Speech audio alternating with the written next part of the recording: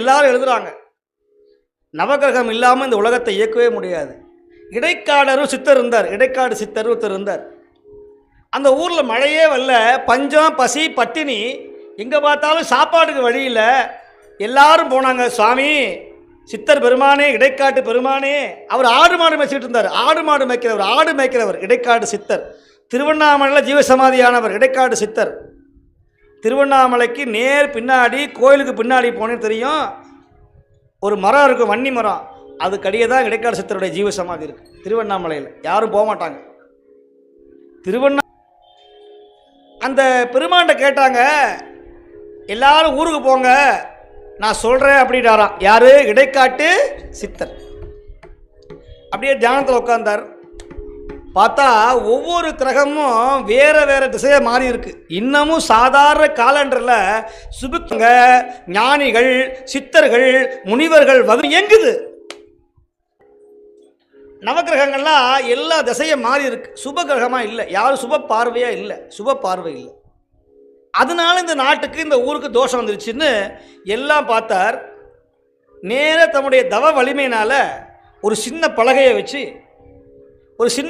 வச்சு அந்த கிரகத்தை வச்சு பார்த்தார். சோழி விட்டுறதுன்னு பேர். இப்போ கிரகநிலை சரியில்லை, எல்லாம் கோபமாக இருக்காங்கன்னு சொல்லி அமுச்சிட்டார்.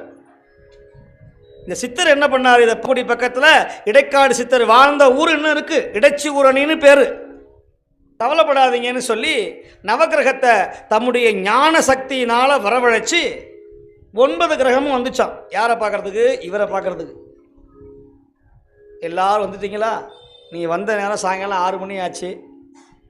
எல்லாருக்கும் நான் சாப்பாடு போடுறேன்னு சொல்லி ஒரு அற்புதமான ஒரு மூலிகையை, ஒரு மிகப்பெரிய மூலிகையை செஞ்சு அதில் மயக்க வர மாதிரி மருந்தை செஞ்சு, யார்? நவகிரகத்தையே தூக்க மாத்திரை போட்டு எல்லாருக்கும் ஆளுக்கு ஒரு பிடியை கொடுத்து படுக்க வச்சாராம். எல்லாம் தூங்குறாங்க. யார்? நவகிரகம். இவர் பார்க்குறார், மழை வரணும், இந்த நாட்டில் தானியம் விளையணும்னா எந்த கிரகம் எங்கே இருந்தால் யாரை பார்த்தா மழை வரும்னு பார்த்து இவரை தூக்கி அங்கே போட்டார், அவரை தூக்கி இங்கே போட்டார், இவரை தூக்கி அங்கே போட்டார். மழை கொட்டுன்னு கொட்டுச்சு. விடிஞ்சு பார்த்தா வரணும். நாங்களாம் சேர்ந்து பண்ணா நீ என்ன பண்ண? ஐயா, நீங்கள் நாட்டுக்கு நீங்கள் உங்களுடைய விதியை பண்ணுறீங்க, ஆனால் சித்தர்களாகிய நாங்கள் மக்கள் சேவையை செய்ய வேண்டும். அதுதான் மகேசன் சேவை.